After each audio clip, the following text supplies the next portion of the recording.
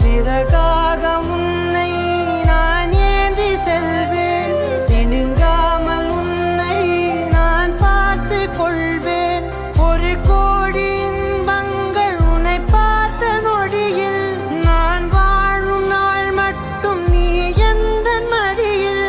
உன்னை ஈன்ற பொழுதிங்கு கடவுள் தன் முகம் பார்த்த பொழுது உன் பாதம் தொழுது